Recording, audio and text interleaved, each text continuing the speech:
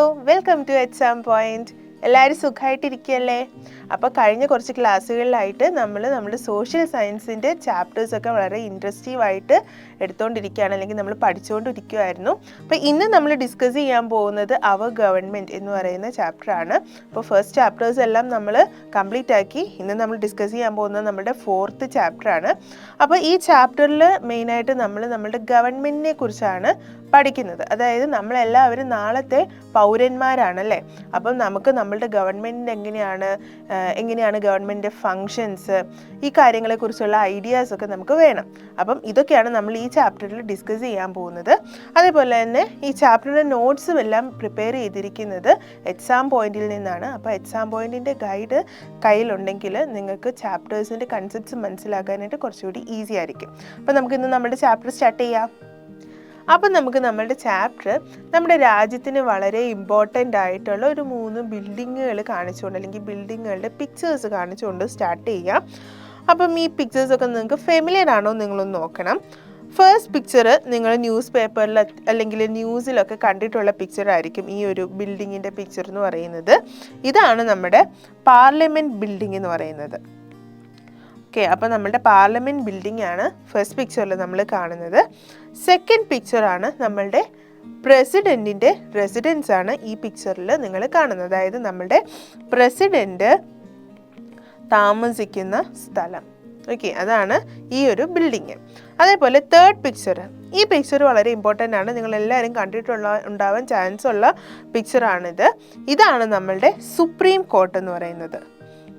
Supreme court. Okay, അപ്പം നമ്മളുടെ രാജ്യത്തിൽ വളരെ ഇമ്പോർട്ടൻ്റ് ആയിട്ടുള്ള 3 ബിൽഡിങ്ങുകളാണ് ഇത്. അപ്പം നമ്മളുടെ ഗവൺമെൻറ്റിന് മെയിനായിട്ട് 3 ഓർഗൻസ് ആണുള്ളത്, 3 അവയവങ്ങളാണുള്ളത്. ഒന്നെന്ന് പറയുന്നത് ലെജിസ്ലേച്ചർ, 2 എക്സിക്യൂട്ടീവ്, 3 ജുഡീഷ്യറി. അതായത് ലെജിസ്ലേച്ചറും എക്സിക്യൂട്ടീവും ജുഡീഷ്യറിയും ഇത് 3ഉം കൂടി ചേർന്നതാണ് ഒരു ഗവൺമെൻറ് എന്ന് പറയുന്നത്.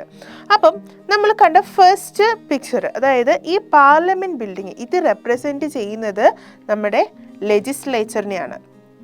ലെജിസ്ലേച്ചർ. ഓക്കെ, അതേപോലെ നമ്മൾ കണ്ട സെക്കൻഡ് പിക്ചർ, ഇത് റെപ്രസെൻറ്റ് ചെയ്യുന്നത് നമ്മുടെ ഗവൺമെൻറ്റിൻ്റെ എക്സിക്യൂട്ടീവ് പാർട്ടിനെയാണ്. Executive part. ഓക്കെ, അതേപോലെ തന്നെ നമ്മൾ കണ്ട തേർഡ് പിക്ചർ, നമ്മുടെ സുപ്രീം കോർട്ടിൻ്റെ പിക്ചർ, ഇത് റെപ്രസെൻ്റ് ചെയ്യുന്നത് നമ്മുടെ ഗവൺമെൻറ്റിൻ്റെ ജുഡീഷ്യറി പാർട്ടാണ്. Judiciary part. ഓക്കെ, അങ്ങനെ 3 മെയിൻ ഓർഗൻസ് അല്ലെങ്കിൽ 3 മെയിൻ പാർട്ടുകളാണ് നമ്മളുടെ ഗവൺമെൻറ്റിനുള്ളത്.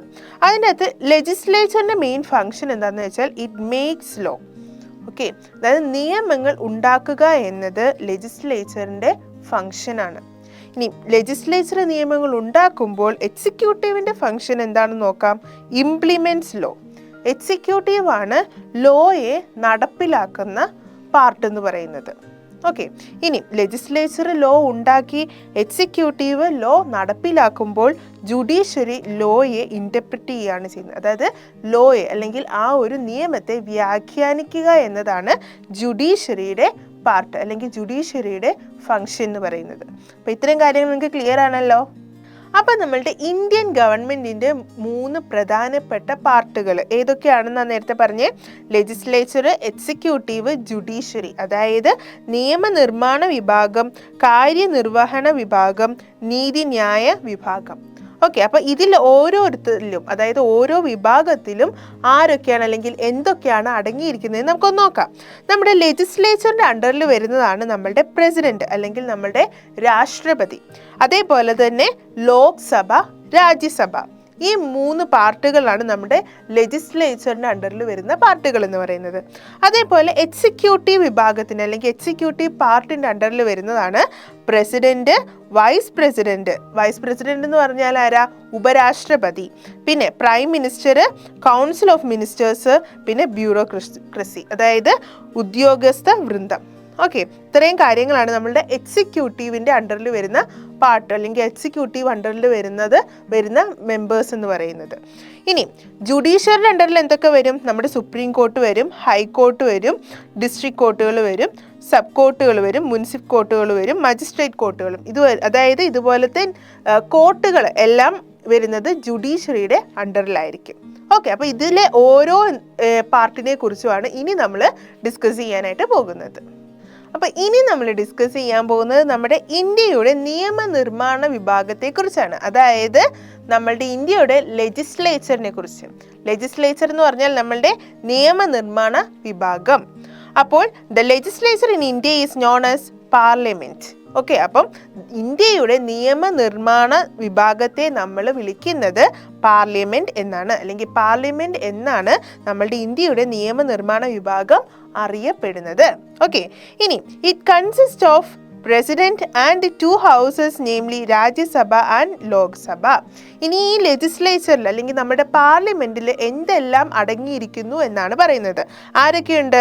പ്രസിഡന്റ് നമ്മളുടെ നിയമനിർമ്മാണ വിഭാഗത്തിൻ്റെ പ്രധാനപ്പെട്ട ഒരു പാർട്ടാണ്. അതായത് നമ്മുടെ പാർലമെൻറ്റിൻ്റെ പ്രധാനപ്പെട്ട പാർട്ടാണ് പ്രസിഡന്റ് എന്ന് പറയുന്നത്. ഇനി അതുകൂടാതെ മറ്റ് 2 പാർട്ട് ഏതാണ്?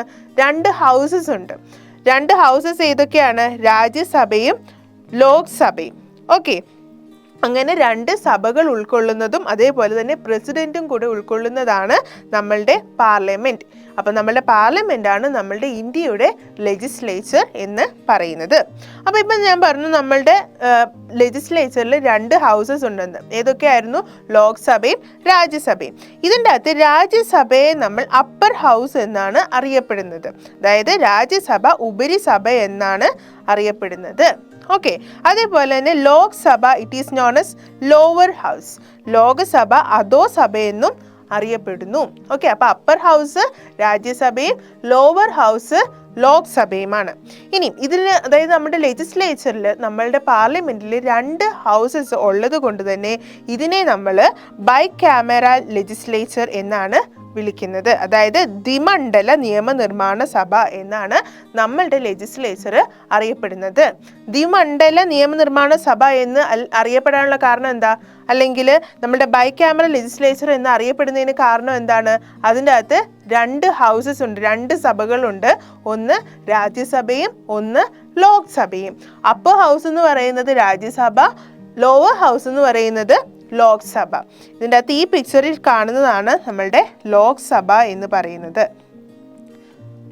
ഓക്കെ, അതേപോലെ തന്നെ ഈ പിക്ചറിൽ കാണുന്നതാണ് നമ്മളുടെ രാജ്യസഭ. ഓക്കെ, ഇത്രയും കാര്യങ്ങൾ നിങ്ങൾക്ക് ക്ലിയർ ആണല്ലോ. അപ്പം നമ്മളുടെ രാജ്യസഭയുടെ കുറച്ച് ഫീച്ചേഴ്സ് ആണ് ഈ സ്ലൈഡിൽ ഇനി നമ്മൾ ഡിസ്കസ് ചെയ്യാൻ പോകുന്നത്. നോക്കിയേ, നമ്മുടെ രാജ്യസഭയിൽ 238 അതായത് 238 ഇലക്റ്റഡ് മെമ്പേഴ്സ് പ്രസൻ്റ് ആയിരിക്കും. അതേപോലെ തന്നെ 12 നോമിനേറ്റഡ് മെമ്പേഴ്സ് ഉണ്ടാവും.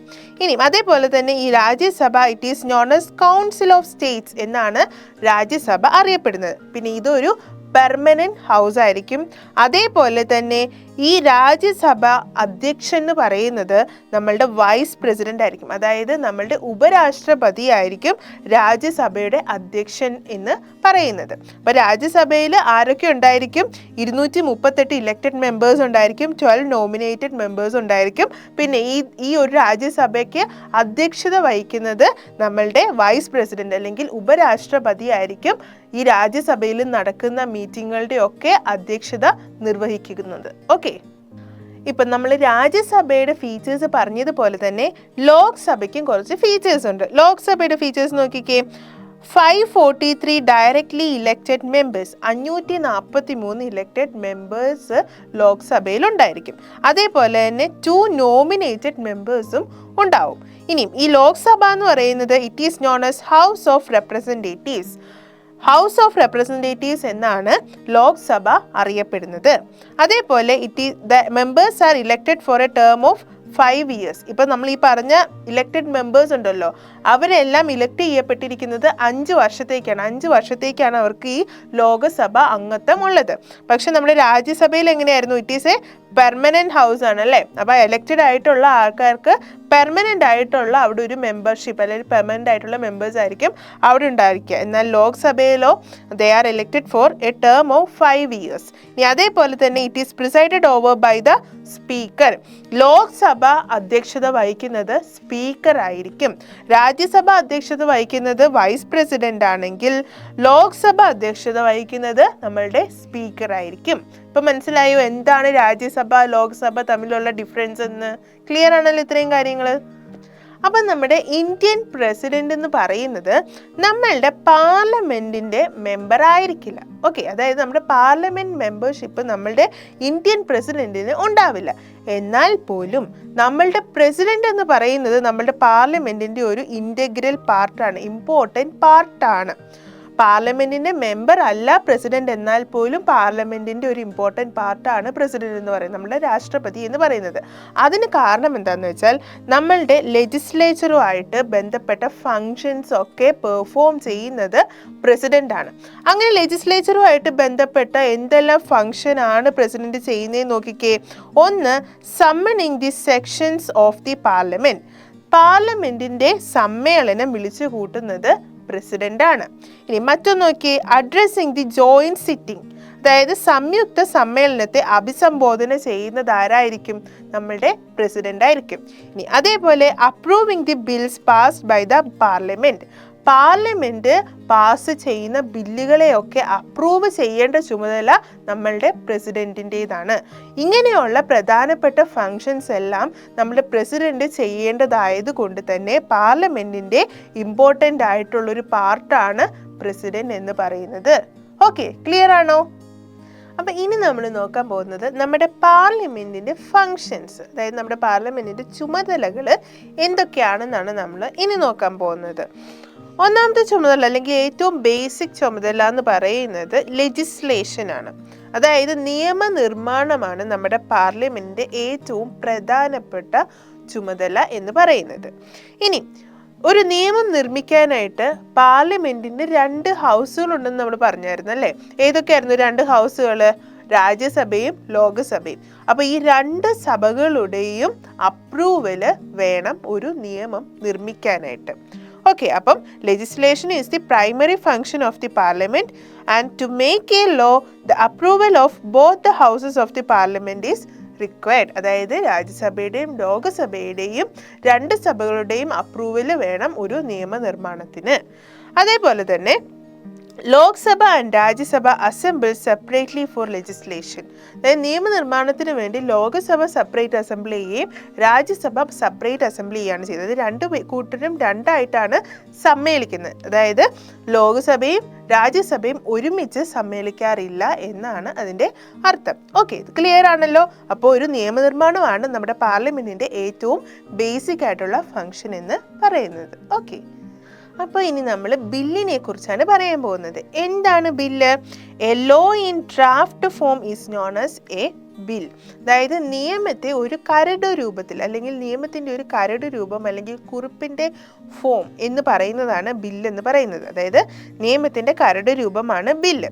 ഇനി ഒരു ബില്ല് അപ്രൂവ് ആകണം അല്ലെങ്കിൽ ഒരു ലോ ആകണം എന്നുണ്ടെങ്കിൽ സഭകളുടെ, അതായത് 2 ഹൗസസ് ഉണ്ടെന്ന് നമ്മൾ പറഞ്ഞല്ലോ, ആ 2 ഹൗസസിലെയും പല ഘട്ടങ്ങളിലൂടെ ആ ബില്ലുകൾ കടന്നു പോകണം. ഇനി an ordinary bill can be introduced in either house of the parliament. പാർലമെൻറ്റിന് 2 ഹൗസുകളുണ്ടല്ലോ, അതായത് ലോക്സഭയും രാജ്യസഭയും. ഈ 2 ഹൗസിൽ ഏതെങ്കിലും ഒരു ഹൗസിൽ ഈ ബില്ല് ഇൻട്രൊഡ്യൂസ് ചെയ്താൽ മതി. ഓക്കെ, അതായത് ഓർഡിനറി ബില്ല് എന്ന് പറഞ്ഞാൽ അപ്രൂവ് ആകാത്ത ഒരു സാധാരണ ബില്ല് ഈ 2 ഹൗസിൽ ഏതെങ്കിലും ഒരു ഹൗസിൽ ഇൻട്രൊഡ്യൂസ് ചെയ്താൽ മതി. ഇനി the house which considers the bill first is called the first house. അതായത് ഏറ്റവും ആദ്യം ഈ ബില്ലിനെ കൺസിഡർ ചെയ്യുന്ന ഹൗസിനെയാണ് നമ്മൾ ഫസ്റ്റ് ഹൗസ് അല്ലെങ്കിൽ 1ാം സഭ എന്ന് വിളിക്കുന്നത്. അതിപ്പം ലോക്സഭയിലാണ് ആദ്യം ഈ ബില്ല് ഇൻട്രൊഡ്യൂസ് ചെയ്യുന്നതെന്നുണ്ടെങ്കിൽ ലോക്സഭയാണ് ഫസ്റ്റ് ഹൗസ്, രാജ്യസഭയാണ് സെക്കൻഡ് ഹൗസ്. അതേപോലെ തന്നെ ഇനിയിപ്പോൾ രാജ്യസഭയിലാണ് ഈ ബില്ല് ഫസ്റ്റ് ഇൻട്രൊഡ്യൂസ് ചെയ്യുന്നതെന്നുണ്ടെങ്കിൽ രാജ്യസഭ ഫസ്റ്റ് ഹൗസ് ആകും, ലോക്സഭ സെക്കൻഡ് ഹൗസ് ആകും. Okay, the house which considers it next is called the second house. അതായത് ഫസ്റ്റ് ഹൗസ് കൺസിഡർ ചെയ്ത് കഴിഞ്ഞ് ഏത് ഹൗസ് ആണോ നെക്സ്റ്റ് ഈ ബില്ല് കൺസിഡർ ചെയ്യുന്നത് അതാണ് സെക്കൻഡ് ഹൗസ് എന്ന് പറയുന്നത്. അപ്പോൾ ക്ലിയർ ആണല്ലോ? ഒരു ബില്ല് ആദ്യം ഇൻട്രൊഡ്യൂസ് ചെയ്യുന്നത് ഏത് ഹൗസാണോ അതാണ് ഫസ്റ്റ് ഹൗസ്, പിന്നീട് ഏത് ഹൗസിലോട്ട് പോകുന്നു അതാണ് സെക്കൻഡ് ഹൗസ് എന്ന് പറയുന്നത്. അങ്ങനെ ഈ 2 ഹൗസിലൂടെയും ഡിഫറെൻറ്റ് സ്റ്റെപ്സിലൂടെ കടന്നിട്ടാണ് ഒരു ബില്ല് അപ്രൂവ് ആകുന്നത്. ഓക്കെ, ക്ലിയർ ആണല്ലോ? അപ്പോൾ ഒരു ബില്ല് പാസ്സാവാനായിട്ട് പല ഘട്ടങ്ങളിലൂടെ കടന്നു പോകേണ്ടി വരുമെന്ന് നമ്മൾ നേരത്തെ പറഞ്ഞു അല്ലേ. അപ്പം അത് ഏതൊക്കെയാണെന്ന് നോക്കി, അതായത് രണ്ട് സഭകളിലെയും പല ഘട്ടങ്ങളിലൂടെ ഒരു ബില്ല് പാസ്സാക്കി പോകണം, അത് ഫൈനലി പാസ്സാവാൻ അല്ലെങ്കിൽ ലോ ആയിട്ട് മാറാനായിട്ട്. അതെങ്ങനെയാന്ന് നോക്കാം. ഫസ്റ്റ് ഒരു ബില്ല് ഫസ്റ്റ് ഹൗസിലോട്ട് ഇൻട്രൊഡ്യൂസ് ചെയ്തു. അപ്പോൾ ഈ ഫസ്റ്റ് ഹൗസ് എന്ന് പറയുന്നത് എയ്തർ ലോക്സഭയാകാം അല്ലെങ്കിൽ രാജ്യസഭയാകാം. ഇതിപ്പോൾ ഈ ഫസ്റ്റ് ഹൗസ് ലോകസഭയാണെന്ന് വിചാരിക്കാം. ലോകസഭയിൽ ഈ ബില്ല് ഇൻട്രൊഡ്യൂസ് ചെയ്തതിന് ശേഷം 3 റീഡിങ്ങുകൾ അവിടെ നടക്കും. ഫസ്റ്റ് റീഡിംഗ് ആണ് നടക്കുന്നത്. ഫസ്റ്റ് റീഡിങ്ങിൽ അതിൻ്റെ അകത്ത് എന്തെല്ലാം ആവശ്യങ്ങൾ പറഞ്ഞിട്ടുണ്ട് അല്ലെങ്കിൽ എന്തെല്ലാം ആർട്ടിക്കിൾസ് ആണോ ഉള്ളത് അതെല്ലാം അവർ കൺസിഡർ ചെയ്യും, അതിനെക്കുറിച്ച് അവർ ഡിസ്കസ് ചെയ്യും. അതിനെല്ലാം ശേഷം അത് അപ്രൂവ് ആക്കി കഴിഞ്ഞിട്ട് അവർ സെക്കൻഡ് റീഡിങ്ങിലോട്ട് പോകും. അതിനുശേഷം സെക്കൻഡ് റീഡിങ്ങിലും ഇതുപോലെ ഡിസ്കഷൻസും കാര്യങ്ങളും കഴിഞ്ഞതിന് ശേഷം അവർ തേർഡ് റീഡിങ്ങിലോട്ട് പോകും. അങ്ങനെ മൊത്തം 3 റീഡിങ്ങുകൾ കഴിഞ്ഞതിന് ശേഷം ഈ ബില്ല് അവർ പാസ്സാക്കിയാൽ ആ ബില്ല് നേരെ സെക്കൻഡ് ഹൗസിലോട്ട് പോകും. ഓക്കെ, ഇപ്പോൾ ഫസ്റ്റ് ഹൗസ് ലോക്സഭയാണെങ്കിൽ സെക്കൻഡ് ഹൗസ് രാജ്യസഭയാകും. അങ്ങനെ സെക്കൻഡ് ഹൗസിലോട്ട് ഇത് എത്തിക്കഴിഞ്ഞ് കഴിയുമ്പോൾ, ഈ ബില്ല് എത്തിക്കഴിഞ്ഞ് കഴിയുമ്പോൾ സെക്കൻഡ് ഹൗസിലും ഈ ഫസ്റ്റ് ഹൗസിലെ പോലെ തന്നെ 3 റീഡിങ്ങുകൾ നടക്കും. First reading, second reading, third reading, ഇങ്ങനെ ഓരോ റീഡിങ്ങിലും അവർ ഈ ബില്ലിലുള്ള കാര്യങ്ങൾ ഡിസ്കസ് ചെയ്യും. അങ്ങനെ സെക്കൻഡ് ഹൗസിലും ഈ ബില്ല് പാസ്സാക്കി കഴിഞ്ഞാൽ അല്ലെങ്കിൽ അപ്രൂവ് ചെയ്ത് കഴിഞ്ഞാൽ ഈ ബില്ല് നേരെ നമ്മുടെ പ്രസിഡന്റിൻ്റെ അടുത്ത് പോകും. എന്നിട്ട് പ്രസിഡന്റ് ഇത് ഫൈനലി അപ്രൂവ് ചെയ്ത് കഴിയുമ്പോഴാണ് ആ ബില്ല് ഒരു ലോ ആയിട്ട് മാറുന്നത്. ഓക്കെ, ഒരു നിയമമായിട്ട് അപ്രൂവ് ആകുന്നത് പ്രസിഡന്റിന്റെ അപ്രൂവൽ കിട്ടിക്കഴിയുമ്പോഴാണ്. ഓക്കെ, അപ്പം ഫസ്റ്റ് ഹൗസ് എന്ന് പറയുന്നത് ലോക്സഭയാണെങ്കിൽ ആ 3 റീഡിങ്ങുകളും കഴിഞ്ഞ് കഴിഞ്ഞിട്ട് സെക്കൻഡ് ഹൗസ് ആയ രാജ്യസഭയിൽ വരും. രാജ്യസഭയിൽ 3 റീഡിങ് കഴിഞ്ഞ് കഴിയുമ്പോൾ രാജ്യസഭ അത് അപ്രൂവ് ചെയ്ത് കഴിഞ്ഞാൽ അത് നേരെ പ്രസിഡന്റിന്റെ അടുത്ത് പോകുന്നു. പ്രസിഡന്റ് അപ്രൂവ് ചെയ്ത് അതൊരു ലോ ആക്കുന്നു. ഇനി ഫസ്റ്റ് ഹൗസ് എന്ന് പറയുന്നത് രാജ്യസഭയാണെങ്കിൽ രാജ്യസഭയിലെ റീഡിങ്ങുകളെല്ലാം കഴിഞ്ഞ് അപ്രൂവ് ചെയ്ത് കഴിഞ്ഞാൽ അത് ലോക്സഭയിൽ പോകും. അങ്ങനെ ലോക്സഭയിലും ഇതുപോലെ തന്നെ റീഡിങ് നടത്തി അപ്രൂവ് ചെയ്ത് കഴിഞ്ഞാൽ, അങ്ങനെ ഈ 2 സഭകളിലെയും അപ്രൂവൽസ് കിട്ടിക്കഴിഞ്ഞാൽ നേരെ ഇത് പ്രസിഡന്റിൻ്റെ അടുത്ത് പോകും. പ്രസിഡന്റ് അത് അപ്രൂവ് ചെയ്ത് കഴിയുമ്പോൾ ഇതൊരു നിയമമായിട്ട് മാറുന്നു. അപ്പം ഇങ്ങനെയാണ് ഒരു ബില്ല് പാസ്സാവുന്നത്. ഓക്കെ, അപ്പോൾ ഇത് ക്ലിയർ ആണല്ലോ. അപ്പം ഒരു ബില്ല് പാസ്സാകുന്ന ഡിഫറെൻറ്റ് സ്റ്റേജസുകൾ എന്തൊക്കെയാണെന്ന് നമുക്ക് ഒന്നും കൂടി ഡീറ്റെയിൽഡ് ആയിട്ട് നോക്കാം. അപ്പോൾ stages of passing a bill. First stage ഏതാണെന്നാണ് പറഞ്ഞത്? ഫസ്റ്റ് റീഡിങ് അല്ലേ. ഈ ഫസ്റ്റ് റീഡിങ്ങിൽ ഈ ബില്ല് എന്താ ചെയ്യുന്നത്? ഇൻട്രൊഡ്യൂസ് ചെയ്യാണ്. ഫസ്റ്റ് ടൈമായിട്ട് ഈ ബില്ല് ഫസ്റ്റ് ഹൗസിലോട്ട് ഫസ്റ്റ് റീഡിങ്ങിന് വേണ്ടി ഇൻട്രൊഡ്യൂസ് ചെയ്യുകയാണ് ചെയ്യുന്നത്. സെക്കൻഡ് റീഡിങ്ങിൽ എന്താ സംഭവിക്കുന്നത്? Each and every article included in the bill is either passed or rejected after discussion. Second റീഡിങ്ങിൽ ഈ ബില്ലിൽ പറഞ്ഞിരിക്കുന്ന കാര്യങ്ങളെല്ലാം ഡിസ്കസ് ചെയ്തതിന് ശേഷം ഈ ബില്ല് പാസ്സാക്കുകയോ അല്ലെങ്കിൽ റിജക്റ്റ് ചെയ്യുകയോ ചെയ്യാം സെക്കൻഡ് റീഡിങ്ങിൻ്റെ ടൈമിൽ. അത് കഴിഞ്ഞിട്ട് തേർഡ് റീഡിങ് വന്നു കഴിയുമ്പോഴോ ഈ ബില്ല് ഇതിൻ്റെ ഡിസ്കഷൻ കഴിഞ്ഞ് കഴിയുമ്പോൾ ഈ ബില്ല് ഹോൾ ബില്ല് ചിലപ്പോൾ പാസ്സാകുമോ അല്ലെങ്കിൽ റിജക്റ്റ് ആകുമോ ചെയ്യാം. ഓക്കെ, അപ്പോൾ ഇങ്ങനെയാണ് ഫസ്റ്റത്തെ 3 റീഡിങ്ങുകൾ നടക്കുന്നത്. ഇനി ഈ ഫസ്റ്റ് ഹൗസിൽ ബില്ല് പാസ്സാക്കി കഴിഞ്ഞാൽ അത് സെക്കൻഡ് ഹൗസിലോട്ട് അയക്കുകയാണ് ചെയ്യുന്നത്. അതായത് സർട്ടിഫിക്കറ്റ്, അതായത് ആ ഫസ്റ്റ് ഹൗസിൻ്റെ പ്രിസൈഡിങ് ഓഫീസറിൻ്റെ സർട്ടിഫിക്കറ്റ് വെച്ചിട്ടാണ് ഈ ബില്ല് സെക്കൻഡ് ഹൗസിലോട്ട് അയക്കുന്നത്. എന്നിട്ടോ ഈ സെക്കൻഡ് ഹൗസിലെയും ഇതേപോലത്തെ 3 സ്റ്റേജസ്, 3 റീഡിങ്ങുകൾ, ഡിസ്കഷൻസ് എല്ലാം കഴിഞ്ഞതിന് ശേഷം ബില്ല് പാസ്സാക്കിയാൽ ഒന്നെങ്കിൽ പാസ്സാക്കാം അല്ലെങ്കിൽ അവിടെ അത് റിജക്റ്റ് ആവാം. ഇനി അത് അവിടെ പാസ്സാക്കി കഴിഞ്ഞാൽ പിന്നീട് ഇത് ചെല്ലുന്നത് പ്രസിഡന്റിൻ്റെ അടുത്തേക്കാണ്. അതായത് 2 ഹൗസുകളും, ഫസ്റ്റ് ഹൗസും സെക്കൻഡ് ഹൗസും ബില്ല് പാസ്സാക്കി കഴിഞ്ഞാൽ അത് പ്രസിഡന്റിൻ്റെ അടുത്തേക്ക് അയക്കും. എന്നിട്ട് പ്രസിഡന്റിൻ്റെ അപ്രൂവൽ കിട്ടിക്കഴിഞ്ഞിട്ടാണ് ആ ബില്ല് പിന്നീട് എന്താകുന്നത്? ലോ ആയി മാറുന്നത്. On getting the approval of the president the bill becomes a law. Okay, bill അങ്ങനെ അവിടെ ഒരു ലോ ആയിട്ട് അല്ലെങ്കിൽ ഒരു നിയമമായിട്ട് മാറുകയാണ് ചെയ്യുന്നത്. ഓക്കെ, ഇപ്പം നിങ്ങൾക്ക് ക്ലിയർ ആണല്ലോ എങ്ങനെയാണ് ബില്ല് പാസ്സാവുന്നതെന്ന്. ഇപ്പോൾ ഒരു ബില്ലുമായിട്ട് ബന്ധപ്പെട്ട് എന്തെങ്കിലും അഭിപ്രായ വ്യത്യാസം 2 സഭകൾക്കും ഇടയിൽ ഉണ്ടായാൽ, അതായത് രാജ്യസഭയ്ക്കും ലോകസഭയ്ക്കും ഇടയിൽ എന്തെങ്കിലും ഒരു അഭിപ്രായ വ്യത്യാസം ഉണ്ടായാൽ അവർ ഒരു സമ്മേളനം വിളിച്ചുകൂട്ടും. എന്നിട്ട് അവിടെ വെച്ചിട്ടാണ് ഇതിനൊരു തീരുമാനം എടുക്കുന്നത്. അപ്പോൾ ഈ സമ്മേളനം അല്ലെങ്കിൽ ആ ഒരു അസംബ്ലി വിളിച്ചു കൂട്ടുന്നത് നമ്മുടെ പ്രസിഡന്റ് ആയിരിക്കും. ഓക്കെ, നമ്മുടെ രാഷ്ട്രപതിയാണ് ഈ സമ്മേളനം വിളിച്ചു കൂട്ടുക. എന്നിട്ട് അവിടെ വെച്ചിട്ടാണ് ഈ ബില്ലുമായിട്ട് ബന്ധപ്പെട്ടുള്ള ഡിസിഷൻ എടുക്കുന്നത്. നടക്കുന്നത്. അപ്പോൾ ഈ സമ്മേളനത്തിന് അധ്യക്ഷത വഹിക്കാൻ പോകുന്നത് നമ്മുടെ ലോക്സഭ സ്പീക്കർ ആയിരിക്കും. ഓക്കെ, അപ്പം ലോക്സഭ സ്പീക്കറിൻ്റെ അധ്യക്ഷതയിലായിരിക്കും ഈ സമ്മേളനം പ്രസിഡന്റ് വിളിച്ചു കൂട്ടുന്നത്. ഓക്കെ, എന്നിട്ട് അവിടെ വെച്ചിട്ട് ഇതുമായിട്ട് ബന്ധപ്പെട്ട തീരുമാനങ്ങൾ എടുക്കുകയാണ് ചെയ്യുന്നത്. ഓക്കെ, ക്ലിയർ ആണല്ലോ? അപ്പോൾ ഇത്രയും നേരം നമ്മൾ പറഞ്ഞുകൊണ്ടിരുന്നത് സാധാരണ ഒരു ഓർഡിനറി ബില്ലിനെ കുറിച്ചാണ്. ഇനി നമ്മൾ ഡിസ്കസ് ചെയ്യാൻ പോകുന്നത് മണി ബിൽ അല്ലെങ്കിൽ ധനബില്ലിനെ കുറിച്ചാണ്. എന്താണ് money bill? Any bill relating to the collection of revenue or expenditure from the consolidated fund can be termed as money bill. അതായത് പൊതു ഖജനാവിലേക്കുള്ള ധനസമാഹരണം, പണത്തിൻ്റെ വിനിയോഗം, അതായത് മണി, അതായത് പണവുമായിട്ട് ബന്ധപ്പെട്ട ബില്ലുകളെയൊക്കെയാണ് നമ്മൾ ധനബിൽ അല്ലെങ്കിൽ മണി ബിൽ എന്ന് പറയുന്നത്. ഓക്കെ, ഇനി the constitution states that a money bill can be introduced only in Lok Sabha. ധനബില്ല്, അതായത് ഈ മണി ബില്ല് എന്ന് പറയുന്ന ഈ ബില്ല് ലോക്സഭയിൽ മാത്രമേ ഇൻട്രൊഡ്യൂസ് ചെയ്യാൻ പറ്റുള്ളൂ. നമ്മൾ നേരത്തെ പറഞ്ഞ ബില്ല്, ഓർഡിനറി ബില്ല്, അതിനെ നമുക്ക് ലോക്സഭയിലോ രാജ്യസഭയിലോ ഇൻട്രൊഡ്യൂസ് ചെയ്യാനായിട്ട് പറ്റുമായിരുന്നു. എന്നാൽ മണി ബില്ല്, ഇന്ത്യൻ ഭരണഘടനാ നിയമം അനുസരിച്ചിട്ട് ഈ മണി ബില്ല് എന്ന് പറയുന്ന ബില്ല് ലോക്സഭയിൽ മാത്രമേ നമുക്ക് ഇൻട്രൊഡ്യൂസ് ചെയ്യാനായിട്ട് പറ്റത്തുള്ളൂ. ഇനി ലോക്സഭയിൽ ഇത് ഇൻട്രൊഡ്യൂസ് ചെയ്ത് ലോക്സഭ ഈ ബില്ല് പാസ്സാക്കി കഴിഞ്ഞാൽ ഇതിനെ രാജ്യസഭയിലേക്ക് അയക്കും. ഓക്കെ, ഇനി രാജ്യസഭയിലോട്ട് വെറുതെ അയക്കുകയല്ല, രാജ്യസഭയുടെ അല്ലെങ്കിൽ ലോക്സഭയുടെ പ്രിസൈഡിങ് ഓഫീസർ എന്ന് പറയുന്നത് ആരാണ്? നമ്മളുടെ സ്പീക്കറാണല്ലേ. അപ്പം സ്പീക്കറിൻ്റെ ഒരു സർട്ടിഫിക്കറ്റോട് കൂടെയുള്ള ബില്ലാണ് നമ്മൾ രാജ്യസഭയിലോട്ട് അയക്കുന്നത്. ഇനി ഇത് രാജ്യസഭയിലോട്ട് അയച്ചു കഴിഞ്ഞിട്ടോ ഈ രാജ്യസഭ ഇതിനെക്കുറിച്ച് ഡിസ്കസ് ചെയ്തിട്ട് ഒരു 14 ഡേയ്സിന് ശേഷം ഇവരുടെ കുറച്ച്, അതായത് രാജ്യസഭയുടെ കുറേ നിർദ്ദേശങ്ങളോടൊപ്പം ഈ ബില്ല് തിരിച്ച് ലോകസഭയ്ക്ക് അയക്കണം. അതായത് 14 ദിവസത്തിന് ശേഷം ഈ ബില്ല് തിരിച്ച് ലോക്സഭയ്ക്ക് അയക്കണമെന്നാണ് നിയമം. അതും ഈ രാജ്യസഭയ്ക്ക് എന്തെങ്കിലും ഈ ബില്ലുമായിട്ട് റിലേറ്റഡ് ആയിട്ടുള്ള നിർദ്ദേശങ്ങളുണ്ടെങ്കിൽ ഉൾപ്പെട്ട ബില്ലുകളാണ് ഇത് തിരിച്ച് ലോക്സഭയിലോട്ട് അയക്കേണ്ടത്. ഓക്കെ, എന്നിട്ട് ഈ ലോക്സഭയിലോട്ട് ഈ ബില്ല് കിട്ടിക്കഴിഞ്ഞാൽ എന്താ ചെയ്യാൻ നോക്കിയേ? ഈ ലോക്സഭയ്ക്ക് ഈ റെക്കമെൻഡേഷൻസ്, അതായത് രാജ്യസഭ കൊടുത്ത നിർദ്ദേശങ്ങൾ സ്വീകരിക്കാനോ അല്ലെങ്കിൽ റിജക്റ്റ് ചെയ്യാനോ ഉള്ള അധികാരമുണ്ട്. ഓക്കെ, അപ്പം ഫസ്റ്റ് ഈ ബില്ല് ആരുടെ അടുത്തിട്ടാണ് പോകേണ്ടത്? ലോക്സഭയിലാണ് ഇത് ഇൻട്രൊഡ്യൂസ് ചെയ്യുന്നത്. ലോക്സഭയിൽ ഇൻട്രൊഡ്യൂസ് ചെയ്ത് ലോക്സഭ പാസ്സാക്കിയ ബില്ല് സ്പീക്കറിൻ്റെ സർട്ടിഫിക്കറ്റോടുകൂടെ ഇത് രാജ്യസഭയ്ക്ക് അയച്ചു കൊടുക്കും.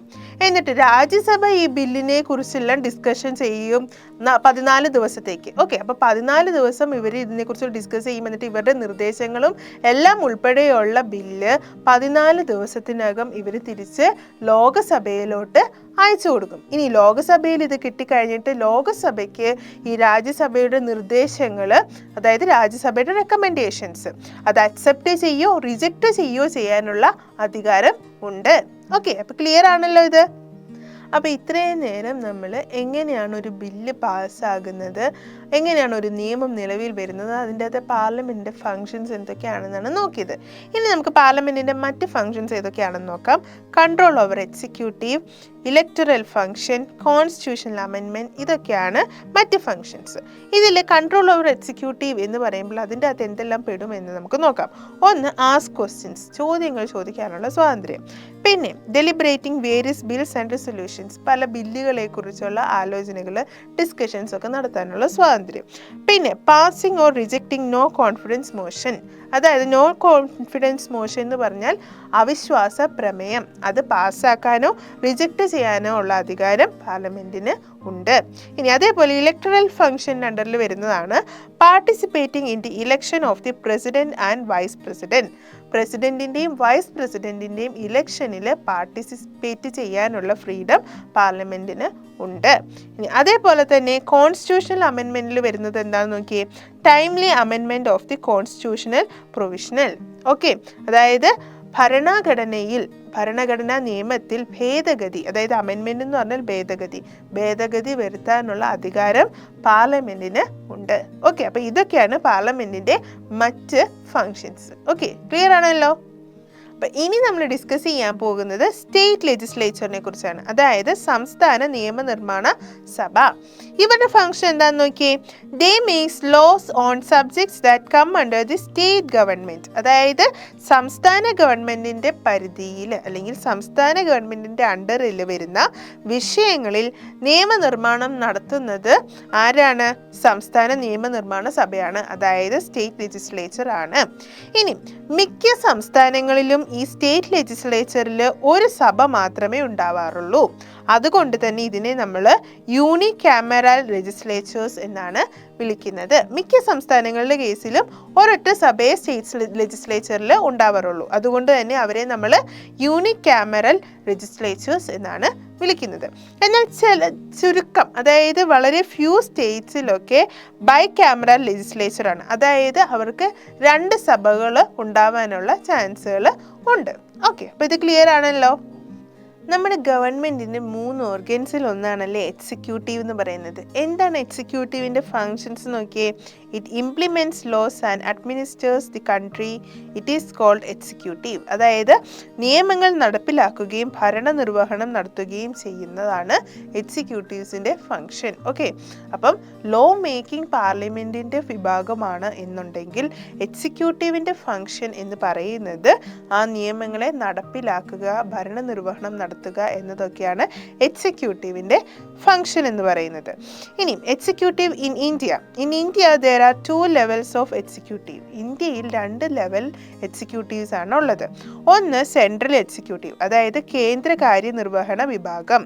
2 സ്റ്റേറ്റ് എക്സിക്യൂട്ടീവ്, അതായത് സംസ്ഥാന കാര്യനിർവഹണ വിഭാഗം. ഇനി ഇവരെ കുറിച്ചാണ് നമ്മൾ ഡിസ്കസ് ചെയ്യാൻ പോകുന്നത്. ഓക്കെ, അപ്പോൾ ഇനി നമ്മളുടെ സെൻട്രൽ എക്സിക്യൂട്ടീവിൽ ആരൊക്കെ ഉണ്ട് എന്ന് നോക്കാം. അതായത് കേന്ദ്ര കാര്യനിർവഹണ വിഭാഗത്തിൽ ആരൊക്കെ പെടുന്നുണ്ട് എന്ന് നമുക്ക് നോക്കാം. So the central executive consist of the president, the central ministers and bureaucracy. അതായത് രാഷ്ട്രപതി, കേന്ദ്രമന്ത്രിമാർ, അതേപോലെ തന്നെ ഉദ്യോഗസ്ഥ വൃന്ദം, ഇവരെല്ലാം അടങ്ങിയതാണ് സെൻട്രൽ എക്സിക്യൂട്ടീവ് എന്ന് പറയുന്നത്. ഇതിൻ്റെ അകത്ത് പ്രസിഡന്റ്, നമ്മുടെ രാഷ്ട്രപതിയും മിനിസ്റ്റേഴ്സും ഒക്കെ ഇലക്ഷനിലൂടെ തിരഞ്ഞെടുക്കപ്പെടുന്നവരാണ്. ഓക്കെ, അതുകൊണ്ട് തന്നെ ഇവരെ നമ്മൾ പൊളിറ്റിക്കൽ എക്സിക്യൂട്ടീവ് എന്നാണ് വിളിക്കുന്നത്, അതായത് രാഷ്ട്രീയ കാര്യനിർവഹണ വിഭാഗം. ഓക്കെ, അപ്പോൾ ആരൊക്കെയാണ് രാഷ്ട്രീയ കാര്യനിർവഹണ വിഭാഗത്തിൽ പെടുന്നത്? നമ്മുടെ പ്രസിഡന്റും അതേപോലെ തന്നെ മിനിസ്റ്റേഴ്സും. ഇനി മറ്റൊരു വിഭാഗം ഇതിൻ്റെ അകത്തുള്ളത് ആരാണ്? ഉദ്യോഗസ്ഥ വൃന്ദം അല്ലേ. അപ്പം bureaucrats, they are appointed on the basis of certain qualification. ഈ ഉദ്യോഗസ്ഥരെ അപ്പോയിന്റ് ചെയ്യുന്നത് അവരുടെ യോഗ്യത അനുസരിച്ചാണ്, അതായത് അവരുടെ ക്വാളിഫിക്കേഷൻ അനുസരിച്ചാണ്. അതുകൊണ്ട് തന്നെ ഇവർ റിട്ടയർഡ് ആകുന്ന ഏജ് വരെ ഇവർക്ക് സർവീസിൽ തുടരാം. ഓക്കെ, അപ്പോൾ റിട്ടയർഡ് ആകുന്ന ഏജ് വരെ ഇവർ സർവീസിൽ തുടരുന്നത് കൊണ്ട് ഇവരെ നമ്മൾ പെർമനന്റ് എക്സിക്യൂട്ടീവ് എന്നാണ് വിളിക്കുന്നത്, അതായത് സ്ഥിര കാര്യനിർവഹണ വിഭാഗം. ഓക്കെ, അപ്പോൾ പൊളിറ്റിക്കൽ എക്സിക്യൂട്ടീവ്സ് എന്ന് പറഞ്ഞാൽ ആരൊക്കെയാ? നമ്മളുടെ പ്രസിഡന്റും മിനിസ്റ്റേഴ്സും. ഇനി പെർമനന്റ് എക്സിക്യൂട്ടീവ്സ് എന്ന് പറഞ്ഞാൽ ആരൊക്കെയാണ്? പെർമനന്റ് എക്സിക്യൂട്ടീവ്സ് എന്ന് പറഞ്ഞാൽ നമ്മളുടെ ബ്യൂറോക്രാറ്റ്സ്. ഓക്കെ, അപ്പോൾ ഇനി നമ്മൾ പഠിക്കാൻ പോകുന്നത് പ്രസിഡന്റിനെ കുറിച്ചാണ്, അതായത് നമ്മുടെ രാഷ്ട്രപതിയെക്കുറിച്ച്. അപ്പം ഈ ഒരു ഫസ്റ്റ് പിക്ചറിൽ കാണുന്നതാണ് നമ്മളുടെ ഇന്ത്യയുടെ ഫസ്റ്റ് പ്രസിഡന്റ് എന്ന് പറയുന്നത്. അപ്പോൾ ആരായിരുന്നു നമ്മുടെ ഇന്ത്യയുടെ first president? Rajendra Prasad. Okay, അപ്പോൾ ഡോക്ടർ രാജേന്ദ്ര പ്രസാദ് ആയിരുന്നു നമ്മുടെ ഇന്ത്യയുടെ ഫസ്റ്റ് പ്രസിഡന്റ് എന്ന് പറയുന്നത്. ഈ സെക്കൻഡ് പിക്ചറിൽ കാണുന്നതാണ് നമ്മുടെ ഇന്ത്യയുടെ കറന്റ് പ്രസിഡന്റ്, അതായത് പ്രസന്റ്ലി പ്രസിഡന്റ് ആയിട്ടിരിക്കുന്നത്, ഇന്ത്യയുടെ പ്രസിഡന്റ് ആയിട്ടിരിക്കുന്നത് ദ്രൗപദി മുർമു ആണ്. ഓക്കെ, അപ്പം ഇത് ഓർത്ത് വെച്ചിരിക്കുക. ഇനി ആരാണ് president? The president is the head of the Indian republic. Indian റിപ്പബ്ലിക്കിന്റെ തലവനാണ് പ്രസിഡന്റ് എന്ന് പറയുന്നത്. ഓക്കെ, ഇനി ഈ പ്രസിഡന്റിനെ ഇലക്ട് ചെയ്യുന്ന അല്ലെങ്കിൽ തിരഞ്ഞെടുക്കുന്നത് ഒരു ഇലക്ടറൽ കോളേജ് ആണ്. ഓക്കെ, ഇനി അത് മാത്രമല്ല, ഒരു പ്രസിഡന്റിനെ തിരഞ്ഞെടുക്കുന്നത് 5 വർഷത്തെ കാലയളവിലേക്കാണ്, അതായത് ഒരാൾക്ക് 5 വർഷത്തേക്കാണ് പ്രസിഡന്റ് ആയിട്ട് ഇരിക്കാനായിട്ട് പറ്റുന്നത്. ഓക്കെ, അപ്പം ഞാൻ നേരത്തെ പറഞ്ഞു പ്രസിഡന്റിനെ തിരഞ്ഞെടുക്കുന്നത് ഒരു ഇലക്ടറൽ കോളേജ് ആണെന്ന് അല്ലേ. അപ്പോൾ ഈ ഇലക്ടറൽ കോളേജിൽ ആരൊക്കെയാണ് മെമ്പേഴ്സ് എന്ന് നമുക്കൊന്ന് നോക്കാം. ഇലക്റ്റഡ് മെമ്പേഴ്സ് ഓഫ് ലോക്സഭ, ലോകസഭയിലേക്ക് തിരഞ്ഞെടുക്കപ്പെട്ട മെമ്പേഴ്സ് ഇലക്ടറൽ കോളേജിൻ്റെ അംഗങ്ങളായിരിക്കും, അല്ലെങ്കിൽ ഇലക്ടറൽ കോളേജിൽ പെടുന്നവരാണ്. അതേപോലെ ഇലക്റ്റഡ് മെമ്പേഴ്സ് ഓഫ് രാജ്യസഭ, രാജ്യസഭയിലേക്ക് തിരഞ്ഞെടുക്കപ്പെട്ട മെമ്പേഴ്സ്. അതേപോലെ തന്നെ elected members of state legislative assemblies, അതായത് സംസ്ഥാന നിയമസഭകളിലേക്ക് തിരഞ്ഞെടുക്കപ്പെട്ട അംഗങ്ങൾ. ഇത്രയും പേരാണ് ഒരു ഇലക്ടറൽ കോളേജിൽ ഉള്ളത്. അപ്പോൾ ഇവരെല്ലാം കൂടി ചേർന്നാണ് ഒരു പ്രസിഡന്റിനെ തിരഞ്ഞെടുക്കുന്നത്. ഓക്കെ, ഇനി ഒരു സെൻട്രൽ ഗവൺമെന്റിന്റെ, അതായത് കേന്ദ്ര ഗവൺമെന്റിന്റെ എല്ലാ കാര്യനിർവഹണ അധികാരങ്ങളും ആർക്കുള്ളതായിരിക്കും? പ്രസിഡന്റിനുള്ളതായിരിക്കും. അതായത് ഒരു സെൻട്രൽ ഗവൺമെന്റിന്റെ എല്ലാ പവേഴ്സും പ്രസിഡന്റ് കയ്യിലായിരിക്കും ഉണ്ടാവുക. എന്നാൽ എല്ലാ പവേഴ്സും പ്രസിഡന്റ് കയ്യിലാണ് ഉള്ളതെങ്കിൽ പോലും പ്രസിഡന്റ് ഒറ്റയ്ക്കല്ല ഒരു തീരുമാനവും എടുക്കുന്നത്. അവിടെ പ്രസിഡന്റിനെ ഹെൽപ്പ് ചെയ്യാൻ അല്ലെങ്കിൽ ഉപദേശിക്കാനായിട്ട് ഒരു മന്ത്രിസഭയുണ്ടാവും. ഓക്കെ, അതായത് കൗൺസിൽ ഓഫ് മിനിസ്റ്റേഴ്സ്. ഓക്കെ, അപ്പോൾ അവരെല്ലാം കൂടി ചേർന്ന് എടുക്കുന്ന ഡിസിഷൻ നടപ്പിലാക്കുന്ന ആള് പ്രസിഡന്റ് ആണ്. ഓക്കെ, അപ്പോൾ പ്രസിഡന്റിന്റെ ഫംഗ്ഷൻ ചെയ്യാനായിട്ട് ഹെൽപ്പ് ചെയ്യുന്നത് ഈ കൗൺസിൽ ഓഫ് മിനിസ്റ്റേഴ്സ് ആയിരിക്കും. ഓക്കെ, ക്ലിയർ ആണല്ലോ.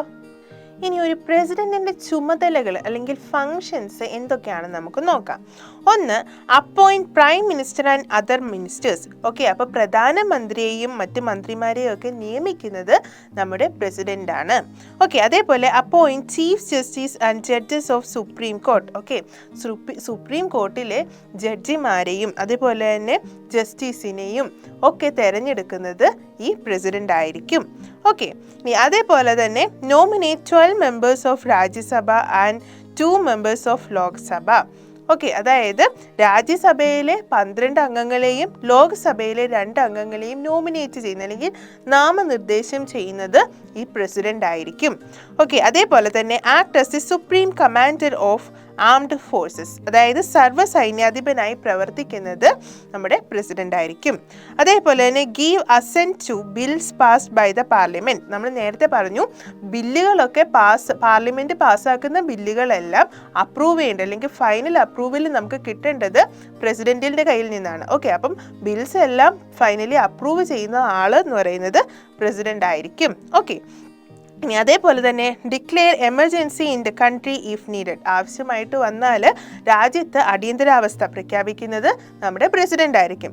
അതേപോലെ തന്നെ ദയാഹർജിയിൽ take decision on mercy petitions. Okay, ദയാഹർജിയിൽ തീർപ്പ് കൽപ്പിക്കാനുള്ള അധികാരവും നമ്മുടെ പ്രസിഡന്റിനുള്ളതാണ്. ഓക്കെ, അപ്പോൾ ഇത്രയൊക്കെ ഫങ്ഷൻസ് ആണ് നമ്മുടെ ഈ രാജ്യത്ത് പ്രസിഡന്റ് ചെയ്യുന്നത്. ഓക്കെ, അപ്പോൾ ഇനി നമ്മൾ പഠിക്കാൻ പോകുന്നത് വൈസ് പ്രസിഡന്റിനെ കുറിച്ചാണ്, അതായത് ഉപരാഷ്ട്രപതി. ഓക്കെ, അപ്പം ഇന്ത്യയിലെ ഏറ്റവും ആദ്യത്തെ വൈസ് പ്രസിഡന്റ് ആയിരുന്നത് എസ് രാധാകൃഷ്ണനാണ്. ഓക്കെ, ആൻഡ് ഇന്ത്യയുടെ കറന്റ് വൈസ് പ്രസിഡന്റ് എന്ന് പറയുന്നത് ജഗദീപ് ധൻകർ ആണ്. ഓക്കെ, ഇനി ഈ പ്രസിഡന്റ് അതായത് വൈസ് പ്രസിഡന്റിനെയും തിരഞ്ഞെടുക്കുന്നത് ഇലക്ടറൽ കോളേജാണ്. ഓക്കെ, പ്രസിഡന്റിനെ തിരഞ്ഞെടുത്തത് ഒരു ഇലക്ടറൽ കോളേജ് ആയിരുന്നു. അതേപോലെ തന്നെ വൈസ് പ്രസിഡന്റിനെയും തിരഞ്ഞെടുക്കുന്നത് ഒരു ഇലക്ടറൽ കോളേജാണ്. അപ്പോൾ ഈ ഒരു ഇലക്ടറൽ കോളേജിൽ ലോക്സഭയിലെ തിരഞ്ഞെടുക്കപ്പെട്ട മെമ്പേഴ്സും രാജ്യസഭയിലേക്ക് തിരഞ്ഞെടുക്കപ്പെട്ട മെമ്പേഴ്സും ആണ് ഉള്ളത്. ഓക്കെ, അപ്പോൾ ലോക്സഭയിലെ മെമ്പേഴ്സും രാജ്യസഭയിലെ മെമ്പേഴ്സും കൂടി ചേർന്നിട്ടാണ് വൈസ് പ്രസിഡന്റിനെ തിരഞ്ഞെടുക്കുന്നത്. ഓക്കെ, ഇനി ഈ വൈസ് പ്രസിഡന്റിനെയും തിരഞ്ഞെടുത്തിരിക്കുന്നത് 5 വർഷത്തേക്കാണ്. ഓക്കെ, അപ്പോൾ 5 വർഷക്കാലത്തേക്കാണ് ഉപരാഷ്ട്രപതിയെ തിരഞ്ഞെടുത്തിരിക്കുന്നത്. നമ്മുടെ രാഷ്ട്രപതിയെ തിരഞ്ഞെടുത്തിരിക്കുന്നതും 5 വർഷത്തേക്കാണ്. അതേപോലെ തന്നെ നമ്മുടെ വൈസ് പ്രസിഡന്റിനെയും ഇലക്ട് ചെയ്തിരിക്കുന്നത് 5 ഇയേഴ്സിലേക്കാണ്. ഓക്കെ, ഇനി എന്താണ് വൈസ് പ്രസിഡന്റിന്റെ ഫങ്ഷൻസ് നോക്കിക്കേ. Performs the functions of the president in is absence. Okay, അതായത് പ്രസിഡന്റിന്റെ അഭാവത്തിൽ, അതായത് പ്രസിഡന്റിന്റെ ആബ്സെൻസിൽ പ്രസിഡന്റ് എന്തെല്ലാം ഫങ്ഷൻസ് ചെയ്യുവോ ആ ഫങ്ഷൻസ് എല്ലാം ചെയ്യേണ്ട അധികാരമുള്ളത് വൈസ് പ്രസിഡന്റിനാണ്. ഓക്കെ, ഇനി അതേപോലെ presides over the sessions of Rajya Sabha. രാജ്യസഭയിലെ സമ്മേളനത്തിനൊക്കെ അധ്യക്ഷത വഹിക്കുന്നത് നമ്മുടെ വൈസ് പ്രസിഡന്റ് ആയിരിക്കും. അപ്പോൾ ഇതൊക്കെയാണ് വൈസ് പ്രസിഡന്റിന്റെ മെയിൻ ഫങ്ഷൻസ് എന്ന് പറയുന്നത്. ഓക്കെ, അപ്പോൾ ഇനി നമ്മൾ ഡിസ്കസ് ചെയ്യാൻ പോകുന്നത് യൂണിയൻ കൗൺസിൽ ഓഫ് മിനിസ്റ്റേഴ്സ്, അതായത് കേന്ദ്രമന്ത്രിസഭയെക്കുറിച്ചാണ്. ഓക്കെ, അപ്പോൾ എല്ലാ മന്ത്രിമാരും അടങ്ങുന്നതാണ് കേന്ദ്രമന്ത്രിസഭ എന്ന് പറയുന്നത്. കേന്ദ്രമന്ത്രിസഭയിൽ പ്രൈം മിനിസ്റ്റർ ഉണ്ട്, മിനിസ്റ്റേഴ്സ് ഓഫ് സ്റ്റേറ്റ് ഉണ്ട്, ക്യാബിനറ്റ് മിനിസ്റ്റേഴ്സ് ഉണ്ട്, അസിസ്റ്റന്റ് ക്യാബിനറ്റ് മിനിസ്റ്റേഴ്സ് ഉണ്ട്, ഡെപ്യൂട്ടി മിനിസ്റ്റേഴ്സ് ഉണ്ട്. അപ്പോൾ ഇവരെല്ലാം അടങ്ങുന്നതാണ് കേന്ദ്രമന്ത്രിസഭ എന്ന് പറയുന്നത്. Okay, the union council of ministers work under the leadership of prime minister. Okay, അതായത് കേന്ദ്രമന്ത്രിസഭയുടെ നേതൃത്വം പ്രധാനമന്ത്രിക്കാണ്. ഓക്കെ, അതായത് പ്രൈം മിനിസ്റ്ററിനാണ് കേന്ദ്രമന്ത്രിസഭയുടെ എക്സ്ട്രീം പവർ എന്ന് പറയുന്നത്. ഓക്കെ, ഇനി അതേപോലെ തന്നെ all the functions vested with the president are really exercised by the council of ministers. അതായത് രാഷ്ട്രപതിയിൽ നിക്ഷിപ്തമായിട്ടുള്ള എല്ലാ ചുമതലകളും യഥാർത്ഥത്തിൽ വിനിയോഗിക്കുന്നത് നമ്മുടെ ഈ കേന്ദ്രമന്ത്രിസഭയാണ്. ഓക്കെ, അതേപോലെ തന്നെ ഈ കേന്ദ്രമന്ത്രിസഭയിൽ ആരൊക്കെ അടങ്ങിയിട്ടുണ്ട്? ക്യാബിനറ്റ് മിനിസ്റ്റേഴ്സ് ഉണ്ട്, മിനിസ്റ്റേഴ്സ് ഓഫ് സ്റ്റേറ്റ് ഉണ്ട്, അതേപോലെ തന്നെ ഡെപ്യൂട്ടി മിനിസ്റ്റേഴ്സും ഉണ്ട്.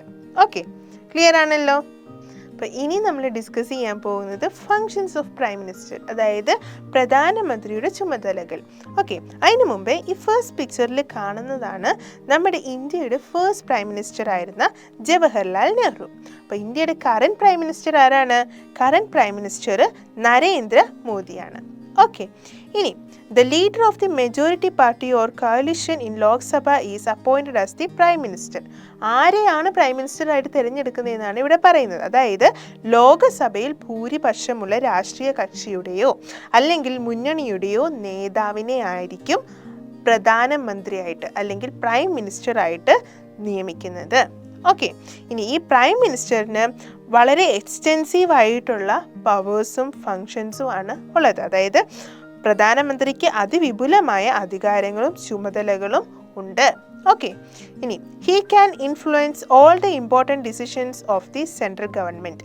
കേന്ദ്ര ഗവൺമെൻറ്റിൻ്റെ എല്ലാ തീരുമാനങ്ങളിലും നിർണായകമായ ഒരു സ്വാധീനം ആർക്കുണ്ട്? നമ്മുടെ പ്രധാനമന്ത്രിക്കുണ്ട്. ഓക്കെ, അപ്പം കേന്ദ്ര ഗവൺമെൻറ്റിൻ്റെ എല്ലാ ഇമ്പോർട്ടൻറ്റ് തീരുമാനങ്ങളും എടുക്കുന്നത് ആള് നമ്മളുടെ പ്രൈം മിനിസ്റ്റർ ആയിരിക്കും. ഓക്കെ, ക്ലിയർ ആണല്ലോ? അപ്പോൾ നമ്മുടെ പ്രൈം മിനിസ്റ്ററിൻ്റെ പ്രധാനപ്പെട്ട ചില ചുമതലകൾ ഏതൊക്കെയാണെന്നാണ് നമ്മൾ ഇനി നോക്കുന്നത്. Acts as the leader of the Lok Sabha. ലോകസഭയുടെ നേതാവായിട്ട് ഇരിക്കുന്നത് നമ്മളുടെ പ്രൈം മിനിസ്റ്റർ ആയിരിക്കും, അല്ലെങ്കിൽ ലോക്സഭയുടെ നേതാവായിട്ട് പ്രവർത്തിക്കുന്നത് നമ്മുടെ പ്രൈം മിനിസ്റ്ററാണ്. അതേപോലെ തന്നെ presides over the meetings of cabinet. Cabinet മീറ്റിങ്ങുകളുടെ അധ്യക്ഷത വഹിക്കുന്നത് നമ്മുടെ പ്രസിഡന്റ് ആണ്. ഓക്കെ, അതേപോലെ തന്നെ coordinates the functions of council of ministers. മന്ത്രിസഭയുടെ പ്രവർത്തനങ്ങളെ കോർഡിനേറ്റ് ചെയ്യുന്നത് നമ്മളുടെ പ്രൈം മിനിസ്റ്റർ ആണ്. ഓക്കെ, അതേപോലെ തന്നെ informs the president of the decisions taken by the cabinet. Okay, മന്ത്രിസഭയിൽ എടുക്കുന്ന തീരുമാനങ്ങളെ പ്രസിഡന്റിനെ അറിയിക്കേണ്ട ആവശ്യമുണ്ട്. ഓക്കെ, അപ്പോൾ അങ്ങനെ എടുക്കുന്ന തീരുമാനങ്ങളെ പ്രസിഡന്റിനെ അറിയിക്കുന്നത് നമ്മളുടെ പ്രധാനമന്ത്രിയാണ്, അല്ലെങ്കിൽ നമ്മുടെ പ്രൈം മിനിസ്റ്ററാണ്. ഓക്കെ, അപ്പോൾ ഇതൊക്കെയാണ് പ്രൈം മിനിസ്റ്ററിൻ്റെ പ്രധാനപ്പെട്ട ചില ഫങ്ഷൻസ് എന്ന് പറയുന്നത്. ഇനി നമ്മൾ ഡിസ്കസ് ചെയ്യാൻ പോകുന്നത് സ്റ്റേറ്റ് എക്സിക്യൂട്ടീവിനെ കുറിച്ചാണ്, അതായത് സംസ്ഥാന കാര്യനിർവഹണ വിഭാഗം. Okay, the head of the state level executive is governor. Okay, സംസ്ഥാന തലത്തിലെ കാര്യനിർവഹണ വിഭാഗത്തെ, അതായത് സ്റ്റേറ്റ് എക്സിക്യൂട്ടീവിൻ്റെ ഹെഡ് എന്ന് പറയുന്നത് നമ്മളുടെ ഗവർണർ ആയിരിക്കും. Okay, the chief minister and his cabinet act as the real executive in the state. അതായത് യഥാർത്ഥ കാര്യനിർവഹണ വിഭാഗമായി പ്രവർത്തിക്കുന്നത് നമ്മളുടെ ചീഫ് മിനിസ്റ്റർ, അതായത് മുഖ്യമന്ത്രിയും മുഖ്യമന്ത്രി തലവനായിരിക്കുന്ന ക്യാബിനറ്റ്, അതായത് മന്ത്രിസഭയുമായിരിക്കും യഥാർത്ഥ കാര്യനിർവഹണ വിഭാഗമായിട്ട് പ്രവർത്തിക്കുന്നത്. എന്നിട്ട് ഈ യഥാർത്ഥ കാര്യനിർവഹണ വിഭാഗത്തെ മെയിൻ ഹെഡ് എന്ന് പറയുന്നത് ഗവർണർ ആയിരിക്കും. ഓക്കെ, ക്ലിയർ ആണല്ലോ? അപ്പം നമ്മളുടെ ഗവൺമെൻറ്റിന് 3 ഓർഗൻസിനെ കുറിച്ച് നമ്മൾ പഠിച്ചു. അപ്പം ആദ്യത്തെ 2 എണ്ണത്തെ കുറിച്ചാണ് നമ്മൾ ഡിസ്കസ് ചെയ്തത്. അത് ഏതൊക്കെയായിരുന്നു? ലെജിസ്ലേച്ചറും അതേപോലെ തന്നെ എക്സിക്യൂട്ടീവും. ഇനി നമ്മൾ ഡിസ്കസ് ചെയ്യാൻ പോകുന്നത് ജുഡീഷ്യറി എന്ന പാർട്ടാണ്, അതായത് നീതിന്യായ വിഭാഗം. അതായത് ഇപ്പം വ്യക്തികൾ തമ്മിലോ അല്ലെങ്കിൽ വ്യക്തികളും ഗവൺമെൻറ്റും തമ്മിലോ അല്ലെങ്കിൽ സെൻട്രൽ ഗവൺമെൻറ്റും സ്റ്റേറ്റ് ഗവൺമെൻറ്റും തമ്മിലോ അല്ലെങ്കിൽ സംസ്ഥാനങ്ങൾ തമ്മിലോ ഒക്കെ എപ്പോഴും പലതരത്തിലുള്ള ഇഷ്യൂസ്, തർക്കങ്ങൾ ഒക്കെ ഉണ്ടാവാറുണ്ട് അല്ലേ? അപ്പം ഇതിനെയെല്ലാം ഇതിനെല്ലാം റിസോൾവ് ചെയ്യുന്നത് അല്ലെങ്കിൽ ഇതിനെല്ലാം തീർപ്പ് കൽപ്പിക്കുന്നത് നമ്മുടെ ജുഡീഷ്യറി പാർട്ടാണ്. ഗവൺമെൻറ്റിൻ്റെ ജുഡീഷ്യറി പാർട്ടാണ് ഇങ്ങനെയുള്ള തർക്കങ്ങൾക്കും പ്രശ്നങ്ങൾക്കും ഒക്കെ തീർപ്പ് കൽപ്പിക്കുന്നത്. അപ്പം ജുഡീഷ്യറി എന്നാൽ നീതിന്യായ വിഭാഗം എന്നാണ്. എങ്ങനെയാണ് ഈ ജുഡീഷ്യറി നീതി നടപ്പിലാക്കുന്നത് നോക്കിക്കേ, by punishing the guilty and protecting the innocence. Okay, അതായത് കുറ്റവാളികൾക്ക് ശിക്ഷ നൽകിയും അതേപോലെ തന്നെ ഇന്നസെൻ്റ് ആയിട്ടുള്ള, അതായത് നിരപരാധികളായിട്ടുള്ളവരെ സംരക്ഷിച്ചുമാണ് കോടതികൾ നീതി നടപ്പിലാക്കുന്നത്. Okay, it is the judiciary which interprets the laws passed by the legislature. ലെജിസ്ലേച്ചറിൻ്റെ പരിപാടി എന്തായിരുന്നു?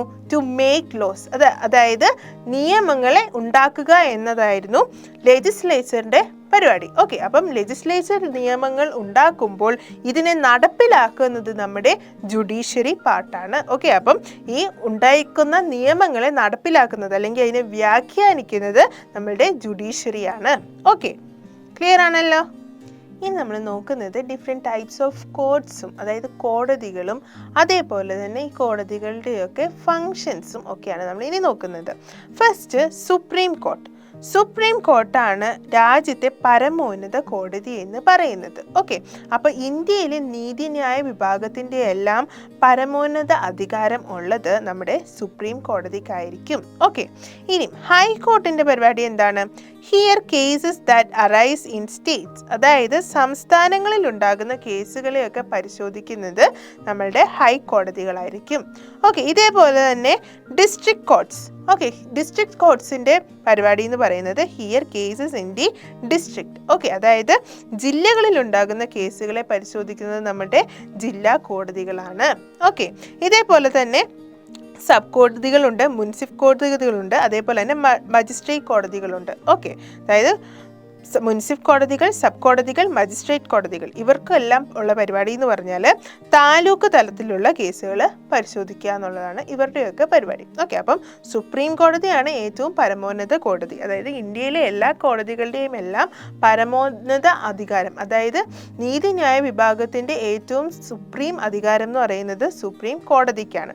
പിന്നെ ഹൈക്കോടതിയുടെ ഫംഗ്ഷൻ എന്ന് പറഞ്ഞാൽ സംസ്ഥാനങ്ങളിൽ ഉണ്ടാകുന്ന കേസുകളെ പരിശോധിക്കുന്നത് ഹൈക്കോടതികളായിരിക്കും. അതേപോലെ തന്നെ ജില്ലകളിൽ ഉണ്ടാകുന്ന കേസുകളെയൊക്കെ പരിശോധിക്കുന്നത് ജില്ലാ കോടതികളായിരിക്കും. ഇതേപോലെ തന്നെ താലൂക്ക് തലത്തിലുള്ള കേസുകളെയൊക്കെ കേൾക്കുന്നതും അതിന് പരിഹാരങ്ങൾ ഉണ്ടാക്കുന്നതും ഒക്കെ സബ് കോടതികളും മുനിസിപ്പൽ കോടതികളും അതുപോലെ മജിസ്ട്രേറ്റ് കോടതികളും ഒക്കെ ആയിരിക്കും. ഓക്കെ, ക്ലിയർ ആണല്ലോ? ഇനി നമ്മൾ ഡിസ്കസ് ചെയ്യുന്നത് ജുഡീഷ്യറി ഇൻ ഇന്ത്യ, അതായത് ഇന്ത്യയിലെ നീതിന്യായ വിഭാഗത്തെക്കുറിച്ചാണ് ഇനി നമ്മൾ ഡിസ്കസ് ചെയ്യാൻ പോകുന്നത്. നമ്മൾ പറഞ്ഞു നമ്മളുടെ സുപ്രീം കോർട്ടിനാണ് ഇതിൻ്റെ സുപ്രീം പവർ ഉള്ളതെന്ന്, അല്ലേ? അതായത് നീതിന്യായ വിഭാഗത്തിൻ്റെ ഏറ്റവും എക്സ്ട്രീം പവർ ഉള്ളത് സുപ്രീം കോർട്ടിനാണ്. ഓക്കെ, അതേപോലെ തന്നെ it consist of chief justice and judges appointed by the president. ഒരു സുപ്രീം കോർട്ടിലെ മെയിൻ ആയിട്ടുള്ള മെമ്പേഴ്സ് എന്ന് പറയുന്നത് ഒന്ന് ചീഫ് ജസ്റ്റിസ് ആണ്. ഓക്കെ, അതുകൂടാതെ പ്രസിഡന്റ് അപ്പോയിൻറ്റ് ചെയ്യുന്ന ജഡ്ജിമാരും. ഓക്കെ, അപ്പം പ്രസിഡന്റ് അപ്പോയിൻറ്റ് ചെയ്യുന്ന ജഡ്ജസും അതുപോലെ ചീഫ് ജസ്റ്റിസും കൂടെ അടങ്ങുന്നതാണ് ഒരു സുപ്രീം കോർട്ടിലെ മെമ്പേഴ്സ് എന്ന് പറയുന്നത്. ഓക്കെ, അങ്ങനെ ഒരു സുപ്രീം കോർട്ടിൽ ഇപ്പോൾ ഉള്ളതെന്ന് പറഞ്ഞാൽ ഒരു ചീഫ് ജസ്റ്റിസും ഉണ്ടാവും, അതുപോലെ തന്നെ ഒരു 30 അതായത് 30 ജഡ്ജസും ഒരു സുപ്രീം കോർട്ടിൽ പ്രസൻ്റ് ആയിരിക്കും. ഓക്കെ, അപ്പം ഈ ഒരു പിക്ചറിൽ കാണുന്ന HJ കനിയ എന്ന് പറയുന്ന ആളായിരുന്നു നമ്മുടെ ഇന്ത്യയുടെ ആദ്യത്തെ ചീഫ് ജസ്റ്റിസ് എന്ന് പറയുന്നത്. ഓക്കെ, ഇനി അതേപോലെ തന്നെ ധനഞ്ജയ വൈ ചന്ദ്രചൂഡാണ് നമ്മളുടെ current supreme court chief justice എന്ന് പറയുന്നത്. ഓക്കെ, അപ്പോൾ ക്ലിയർ ആണല്ലോ ഇത്? അപ്പം നമ്മുടെ സുപ്രീം കോടതി പരിഗണിക്കുന്ന അല്ലെങ്കിൽ കൺസിഡർ ചെയ്യുന്ന കേസുകൾ ഏതൊക്കെയാണെന്നാണ് നമ്മൾ ഇനി നോക്കാൻ പോകുന്നത്. ഓക്കെ, അതിലൊന്നാമത്തേത് cases relating to violation of fundamental rights, അതായത് നമ്മുടെ ഫണ്ടമെൻ്റൽ റൈറ്റ്സിനെ, അതായത് നമ്മുടെ മൗലിക അവകാശങ്ങളെ വയലേറ്റ് ചെയ്യുന്ന അല്ലെങ്കിൽ ലംഘിക്കുന്ന കേസുകളെ പരിഗണിക്കുന്നത് നമ്മുടെ സുപ്രീം കോർട്ടായിരിക്കും. ഓക്കെ, അതേപോലെ തന്നെ cases that arise between state government and central governments. Okay, അതായത് കേന്ദ്ര ഗവൺമെൻറ്റും സംസ്ഥാന ഗവൺമെൻറ്റും തമ്മിലുണ്ടാവുന്ന തർക്കങ്ങളും പ്രശ്നങ്ങളും ഒക്കെ പരിഗണിക്കുന്ന അല്ലെങ്കിൽ അതിനെയൊക്കെ പരിഹരിക്കുന്നത് നമ്മുടെ സുപ്രീം കോർട്ടായിരിക്കും. അതേപോലെ തന്നെ ഡിസ്പ്യൂട്ട്സ് ബിറ്റ്വീൻ സ്റ്റേറ്റ് ഗവൺമെൻറ്, സംസ്ഥാന ഗവൺമെൻറ്റുകൾ തമ്മിലുള്ള പ്രശ്നങ്ങളെ പരിഹരിക്കുന്നതും നമ്മുടെ സുപ്രീം കോർട്ടാണ്. അതേപോലെ cases that require interpretation of constitutional provisions, അതായത് ഭരണഘടനാ വകുപ്പുകളുടെ വ്യാഖ്യാനം ആവശ്യമായിട്ടുള്ള കേസുകളെ പരിഗണിക്കുന്നത് നമ്മുടെ സുപ്രീം കോർട്ടാണ്. പിന്നെയോ അപ്പീൽ കേസസ് ഫ്രം ഹൈക്കോർട്ട്സ്, അതായത് ചില കേസുകൾ ഹൈക്കോർട്ടിൽ നിന്ന് സുപ്രീം കോർട്ടിലേക്കൊക്കെ വിടും. അങ്ങനെ ഹൈക്കോർട്ടിൽ നിന്ന് അപ്പീൽ കിട്ടുന്ന കേസുകളെ പരിഗണിക്കുന്നത് നമ്മുടെ സുപ്രീം കോർട്ടുകളാണ്. ഓക്കെ, ക്ലിയർ ആണല്ലോ? അപ്പം നമ്മൾ സുപ്രീം കോർട്ടിനെ കുറിച്ച് പഠിച്ചു. ഇനി നമുക്ക് ഹൈക്കോർട്ടിനെ കുറിച്ച് പഠിക്കാം. ഓക്കെ, ഈ കാണുന്നതാണ് നമ്മളുടെ ഹൈക്കോർട്ടിൻ്റെ ബിൽഡിംഗ് എന്ന് പറയുന്നത്. ഓക്കെ, അപ്പം ഹൈക്കോർട്ട് എന്ന് പറയുന്നതാണ് നമ്മുടെ സ്റ്റേറ്റിൽ, അതായത് സംസ്ഥാനത്തിലെ ഏറ്റവും ഉയർന്ന കോടതി. ഓക്കെ, അപ്പോൾ സംസ്ഥാനത്തിലെ ഏറ്റവും ഉയർന്ന കോടതിയാണ് ഹൈക്കോടതി. ഓക്കെ, അതേപോലെ തന്നെ നമ്മുടെ സുപ്രീം കോർട്ടിൽ ആരൊക്കെ ആയിരുന്നു ഉണ്ടായിരുന്നത്? ചീഫ് ജസ്റ്റിസും പ്രസിഡന്റ് അപ്പോയിന്റ് ചെയ്യുന്ന ജഡ്ജസും അല്ലേ? ഇതേപോലെ തന്നെ ഹൈക്കോടതിയിലും ചീഫ് ജസ്റ്റിസും അതേപോലെ തന്നെ പ്രസിഡന്റ് അപ്പോയിന്റ് ചെയ്യുന്ന ജഡ്ജസുമാണ് ഉള്ളത്. Okay, it supervises the working of district courts and other subordinate courts, അതായത് ജില്ലാ കോടതികളുടെയും അതേപോലെ അതിന് താഴെയുള്ള കീഴ്ക്കോടതികളുടെയും ഒക്കെ മേൽനോട്ടം നമ്മളുടെ ഹൈക്കോർട്ടിനാണ്. ഓക്കെ, അപ്പോൾ ഇനി നമ്മൾ ഡിസ്കസ് ചെയ്യാൻ പോകുന്നത് നമ്മളുടെ ഹൈക്കോടതിയുടെ അധികാരങ്ങൾ എന്തൊക്കെയാണെന്നാണ്, അതായത് ജൂറിസ്ഡിക്ഷൻ ഓഫ് ഹൈക്കോർട്ട്. ഓക്കെ, ഒന്നാമത്തേത് give verdicts on cases relating to violation of fundamental rights, അതായത് മൗലികാവകാശങ്ങളുടെ ലംഘനവുമായി ബന്ധപ്പെട്ടുള്ള കേസുകളിൽ ഉത്തരവുകൾ പുറപ്പെടുവിക്കുന്നത് നമ്മളുടെ ഹൈക്കോർട്ടുകളാണ്. ഓക്കെ, അതേപോലെ തന്നെ here's civil and criminal appeal cases from lower കോർട്ട്സ്, അതായത് കീഴ്ക്കോടതികളിൽ നിന്ന് വരുന്ന സിവിലും ക്രിമിനലുമായ കേസുകളിൽ നിന്നുള്ള അപ്പീലുകൾ, ഓക്കെ, അതിനെ പരിഗണിക്കുന്നത് നമ്മളുടെ ഹൈക്കോർട്ടാണ്. ഓക്കെ, അതേപോലെ interprets laws passed by the state legislature, അതായത് സംസ്ഥാന നിയമസഭ പാസ്സാക്കുന്ന നിയമങ്ങൾ വ്യാഖ്യാനിക്കുന്നത് നമ്മളുടെ ഹൈക്കോർട്ടാണ്. ഓക്കെ, ക്ലിയർ ആണല്ലോ? അപ്പോൾ ഇനി നമ്മൾ ഡിസ്കസ് ചെയ്യാൻ പോകുന്നത് കീഴ്ക്കോടതികളെ കുറിച്ചാണ്, അതായത് സബോർഡിനേറ്റ് കോർട്ട്സ്. ഓക്കെ, അപ്പം സബോർഡിനേറ്റ് കോർട്ട്സ് എന്ന് പറയുമ്പോൾ അതിൻ്റെ അകത്ത് പെടുന്നതാണ് നമ്മുടെ district കോർട്ട്സ്, sub കോർട്ട്സ്, municipal കോർട്ട്സ്, magistrate കോർട്ട്സ്. Okay, അതായത് ജില്ലാ കോടതികൾ, സബ് കോടതികൾ, മുനിസിപ്പൽ കോടതികൾ, മജിസ്ട്രേറ്റ് കോടതികൾ എന്നിവ ഉൾക്കൊള്ളുന്നതാണ് കീഴ്ക്കോടതികൾ എന്ന് പറയുന്നത്. ഓക്കെ, ഇനി they give verdicts on civil and criminal cases, അതായത് സിവിൽ കേസുകളിലും ക്രിമിനൽ കേസുകളിലും തീർപ്പ് കൽപ്പിക്കാനുള്ള അധികാരം സബ് കോടതികൾക്ക് ഉണ്ട്. ഓക്കെ, അപ്പോൾ ക്ലിയർ ആണല്ലോ? എന്താ സബ് കോടതി എന്ന് മനസ്സിലായല്ലോ? അപ്പോൾ സബ് കോടതിയിൽ ആരൊക്കെ പെടും? ഡിസ്ട്രിക്ട് കോർട്ട്സ്, സബ് കോർട്ട്സ്, മുനിസിപ്പൽ കോർട്ട്സ്, അതുപോലെ തന്നെ മജിസ്ട്രേറ്റ് കോർട്ട്സ്. ഓക്കെ, അപ്പോൾ ഇതൊക്കെയാണ് സബ് കോടതികൾ എന്ന് പറയുന്നത്, അല്ലെങ്കിൽ സബോർഡിനേറ്റ് കോർട്ട്സ് എന്ന് പറയുന്നത്. അപ്പം നമ്മൾ ഈ ലെസണിൽ എന്തെല്ലാമാണ് ഡിസ്കസ് ചെയ്തതെന്നാണ് ഒന്നുകൂടി നോക്കാം നമുക്ക്. അപ്പോൾ നമ്മൾ പറഞ്ഞു ഗവൺമെൻറ് ഓഫ് ഇന്ത്യക്ക് 3 ഓർഗൻസ് ഉണ്ട്, 3 പാർട്ടുണ്ടെന്ന്. അത് ഏതൊക്കെയായിരുന്നു? Legislature, executive, judiciary. അതിൻ്റെ അകത്ത് ലെജിസ്ലേച്ചർ ഓർഗൻ അല്ലെങ്കിൽ ലെജിസ്ലേച്ചർ പാർട്ടിൻ്റെ അണ്ടറിൽ വരുന്നതാണ് സെൻട്രൽ ലെജിസ്ലേച്ചറും അതുപോലെ തന്നെ സ്റ്റേറ്റ് ലെജിസ്ലേച്ചറും. ഇതിൻ്റെ അകത്ത് സെൻട്രൽ ലെജിസ്ലേച്ചറിൽ ആരൊക്കെ പെടും? പ്രസിഡന്റ്, ലോക്സഭ, അതേപോലെ തന്നെ രാജ്യസഭ. ഇതെല്ലാം കൂടെ പെടുന്നതാണ് സെൻട്രൽ ലെജിസ്ലേച്ചർ എന്ന് പറയുന്നത്. സ്റ്റേറ്റ് ലെജിസ്ലേച്ചർ എന്ന് പറയുമ്പോൾ അതിൻ്റെ അകത്ത് ഏതൊക്കെ പെടും? Governor, legislative assembly, legislative council, ഇതെല്ലാം കൂടെ പെടുന്നതാണ് സ്റ്റേറ്റ് ലെജിസ്ലേച്ചർ എന്ന് പറയുന്നത്. ഇനി മറ്റൊരു ഓർഗൻ ഏതായിരുന്നു? എക്സിക്യൂട്ടീവ് അല്ലേ? എക്സിക്യൂട്ടീവിൽ ഏതൊക്കെ പെടും? ഇതേപോലെ തന്നെ സെൻട്രൽ എക്സിക്യൂട്ടീവും പെടും, സ്റ്റേറ്റ് എക്സിക്യൂട്ടീവും പെടും. സെൻട്രൽ എക്സിക്യൂട്ടീവിൻ്റെ അണ്ടറിൽ ആരൊക്കെ വരും? President, vice president, prime minister, council of ministers, പിന്നെ ബ്യൂറോക്രസി. ഇതേപോലെ തന്നെ സ്റ്റേറ്റ് എക്സിക്യൂട്ടീവിന് അണ്ടറിൽ വരുന്നതാണ് governor, chief minister, council of ministers, അതേപോലെ ബ്യൂറോക്രസി. ഓക്കെ, ഇനി പിന്നെ മറ്റൊരു പാർട്ട് ഏതാണ്? നമ്മുടെ ഗവൺമെൻറ്റിൻ്റെ ജുഡീഷ്യറി, നീതിന്യായ വിഭാഗം അല്ലേ? അതിൻ്റെ അണ്ടറിൽ വരുന്നതാണ് supreme court, high court, subordinate കോർട്ട്സ്.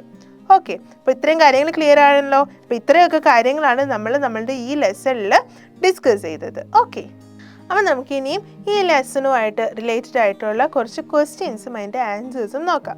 First question എന്ന് പറയുന്നത് ഡിഫൈൻ ഗവൺമെൻറ്. ഗവൺമെൻറ് എന്ന് പറഞ്ഞാൽ എന്താണ് എന്ന് ഡിഫൈൻ ചെയ്യാനാണ് പറഞ്ഞിരിക്കുന്നത്. എന്താണ് government? A government is defined as A system which includes A group of people who controls, make decisions and laws for the sake of a country. അതായത് ഒരു രാജ്യത്തിന് വേണ്ടി നിയമങ്ങൾ നിർമ്മിക്കുകയും അതിനെ നടപ്പിലാക്കുകയും അതിനാവശ്യമായിട്ടുള്ള തീരുമാനങ്ങൾ എടുക്കുകയും അതിനെയെല്ലാം നിയന്ത്രിക്കുകയും ചെയ്യുന്ന ഒരു ഗ്രൂപ്പ് ഓഫ് പീപ്പിൾ, അതാണ് നമ്മൾ ഗവൺമെൻറ് എന്ന് വിളിക്കുന്നത്. ഓക്കെ, അപ്പം ഇതാണ് ഗവൺമെൻറ്. വാട്ട് ഈസ് ഗവൺമെൻറ് അല്ലെങ്കിൽ ഡിഫൈൻ ഗവൺമെൻറ് എന്ന് ചോദിച്ചാൽ ഇങ്ങനെയാണ് പറയേണ്ടത്. എന്താണ് ഗവൺമെൻറ് എന്ന് പറയുന്നത്? A government is A defined as A system which includes a group of people who controls, make decisions and laws for the sake of a country. Okay. അപ്പോൾ അടുത്ത ക്വസ്റ്റ്യൻ എന്ന് പറഞ്ഞാൽ name 2 houses of the Indian parliament. Indian പാർലമെൻറ്റിൽ 2 സഭകളുണ്ടെന്ന് നമ്മൾ പഠിച്ചല്ലേ. ഏതൊക്കെയായിരുന്നു ആ സഭകൾ? ഒന്ന് രാജ്യസഭയും 2 ലോക്സഭയും. അപ്പോൾ രാജ്യസഭയും ലോക്സഭയും കൂടി കൂടുന്നതാണ് നമ്മുടെ ഇന്ത്യൻ പാർലമെൻറ്റ് എന്ന് പറയുന്നത്. ഓക്കെ, ഇനി തേർഡ് ക്വസ്റ്റ്യൻ എന്താണെന്ന് നോക്കിയേ. Who are the members of electoral college. അപ്പം പ്രസിഡന്റിനെ തിരഞ്ഞെടുക്കുന്നത് ഒരു ഇലക്ട്രൽ കോളേജ് ആണെന്ന് നമ്മൾ പഠിച്ചായിരുന്നു. അതേപോലെ തന്നെ വൈസ് പ്രസിഡന്റിനെയും തിരഞ്ഞെടുക്കുന്നത് ഒരു ഇലക്ട്രൽ കോളേജാണ്. അങ്ങനെയുള്ള ഇലക്ടറൽ കോളേജിലെ മെമ്പേഴ്സ് ആരൊക്കെയാണെന്ന് നമ്മൾ പറഞ്ഞത്? The electoral college consist of elected members of Lok Sabha, ലോക്സഭയിൽ ഇലക്ട് ആയിട്ടുള്ള മെമ്പേഴ്സ്, അതുപോലെ രാജ്യസഭയിൽ ഇലക്ട് ആയിട്ടുള്ള മെമ്പേഴ്സ്, അതേപോലെ സ്റ്റേറ്റ് ലെജിസ്ലേറ്റീവ് അസംബ്ലീസിൽ ഇലക്ട് ആയിട്ടുള്ള മെമ്പേഴ്സ്. ഇത്രയും പേര് ചേരുന്നതാണ് ഒരു ഇലക്ട്രൽ കോളേജ് എന്ന് പറയുന്നത്. ഓക്കെ, അപ്പോൾ നമ്മുടെ ഫോർത്ത് ക്വസ്റ്റ്യൻ എന്ന് പറയുന്നത് what is a money bill? എന്താണ് ധനബിൽ എന്നാണ് ചോദ്യം. എന്താണ് ധനബിൽ? Any bill relating to the collection of revenue or expenditure from the consolidated fund can be termed as money bill. അതായത് റവന്യൂ കളക്ഷനുമായിട്ട് ബന്ധപ്പെട്ടോ അല്ലെങ്കിൽ പണമിടപാടുകളുമായിട്ട് ബന്ധപ്പെട്ടോ ഉള്ള ബില്ലുകളെയാണ് നമ്മൾ മണി ബിൽ എന്ന് വിളിക്കുന്നത്. ഓക്കെ, ക്ലിയർ ആണല്ലോ? അപ്പം ഇനി നമ്മൾ നമ്മുടെ ഫൈനൽ ക്വസ്റ്റ്യൻ, അതായത് നമ്മുടെ 5th ക്വസ്റ്റ്യൻ എന്താണെന്ന് നോക്കാം. Mention various stages of passing A bill. ഒരു ബില്ല് പാസ്സാക്കാനായിട്ട് വിവിധ ഘട്ടങ്ങളുണ്ടെന്ന് നമ്മൾ പഠിച്ചായിരുന്നു അല്ലേ. അത് ഏതൊക്കെയാണെന്നാണ് ചോദ്യം. ഒന്ന് first reading. The bill introduce ചെയ്യുന്നത് ഫസ്റ്റ് റീഡിങ്ങിലാണ് അല്ലേ. എന്നിട്ട് ഫസ്റ്റ് റീഡിങ് കഴിഞ്ഞിട്ടോ സെക്കൻഡ് റീഡിങ്ങിലോട്ട് പോകും. അതായത് സെക്കൻഡ് റീഡിങ്ങിൽ ഈ ബില്ലിൽ ആവശ്യപ്പെട്ടിരിക്കുന്ന എല്ലാ ആർട്ടിക്കിളെ കുറിച്ചും ഡിസ്കസ് ചെയ്യും. എന്നിട്ട് അവിടെ നിന്ന് ഈ ബില്ല് പാസ്സാക്കുകയോ റിജക്റ്റ് ചെയ്യുകയോ ചെയ്യും. എന്നിട്ടത് വീണ്ടും തേർഡ് റീഡിങ്ങിന് അയക്കും. തേർഡ് റീഡിങ്ങിനോ അവിടെയും ഈ ബില്ലിനെ കുറിച്ചുള്ള ഡിസ്കഷൻ നടത്തിയിട്ട് അത് പാസ്സാക്കുകയോ റിജക്റ്റ് ചെയ്യുകയോ ചെയ്യും. ഇതെല്ലാം ഫസ്റ്റ് ഹൗസിൽ നടക്കും. ഇനി ഇത് ഫസ്റ്റ് ഹൗസിൽ ഈ ബില്ല് പാസ്സായി കഴിഞ്ഞാൽ നമ്മൾ അതിനെ സെക്കൻഡ് ഹൗസിലോട്ട് വിടും. സെക്കൻഡ് ഹൗസിലും ഇതേപോലെ തന്നെ 3 റീഡിങ്സുകൾ നടക്കും. എന്നിട്ട് അത് പാസ്സാകുകയോ റിജക്റ്റ് ചെയ്യുകയോ ചെയ്യും. ഇനി അത് പാസ്സാക്കിയാൽ അങ്ങനെ 2 സഭകളും, അതായത് ലോക്സഭയും രാജ്യസഭയും ഈ ബില്ല് പാസ്സാക്കിയാൽ നേരെ എങ്ങോട്ട് പോകും? പ്രസിഡന്റിൻ്റെ അടുത്തോട്ട് ഈ ബില്ല് പോകും. എന്നിട്ട് പ്രസിഡന്റ് ഈ ബില്ലിനെ അപ്രൂവ് ചെയ്താൽ അതൊരു നിയമമായിട്ട് പാസ്സാക്കുകയാണ് ചെയ്യുന്നത്. അപ്പോൾ ഇങ്ങനെയാണ് ബില്ല് പാസ്സാക്കുന്ന ഡിഫറെൻറ്റ് സ്റ്റേജസ് എന്ന് പറയുന്നത്. ക്ലിയർ ആണല്ലോ? അങ്ങനെ നമ്മളുടെ 4th ചാപ്റ്റർ ഇവിടെ കംപ്ലീറ്റ് ആകുകയാണ്. അപ്പം ഗവൺമെൻറ്റിൻ്റെ ഫങ്ഷൻസിനെ കുറിച്ചുള്ള ഒരു നല്ലൊരു ഐഡിയ നമ്മളുടെ ഈ ചാപ്റ്ററിൽ നിന്ന് നമുക്ക് കിട്ടി. അപ്പം ഈ ചാപ്റ്ററുമായിട്ട് റിലേറ്റഡ് ആയിട്ടുള്ള എന്തെങ്കിലും ഡൗട്ട്സോ എന്തെങ്കിലും ഉണ്ടെങ്കിൽ നിങ്ങൾ കമൻറ്റ് ചെയ്യുക. അത് പരമാവധി ക്ലിയർ ചെയ്ത് തരാനായിട്ട് ഞാൻ നിങ്ങളെ ഹെൽപ്പ് ചെയ്യും. അതേപോലെ നമ്മുടെ ചാപ്റ്ററുമായിട്ട് റിലേറ്റഡ് ആയിട്ടുള്ള ഒരുപാട് ക്വസ്റ്റ്യൻസും സൊല്യൂഷൻസും ഒക്കെ നമ്മുടെ എക്സാം പോയിൻ്റ് ഗൈഡിലുണ്ട്. അപ്പോൾ അത് റെഫർ ചെയ്താൽ നിങ്ങൾക്ക് ഈ ചാപ്റ്ററുമായിട്ടുള്ള ഒരുപാട് കൂടുതൽ കൺസെപ്റ്റ്സുകൾ നിങ്ങൾക്ക് മനസ്സിലാക്കാനായിട്ട് പറ്റും. ഓക്കെ, അപ്പം all the best. Thank you.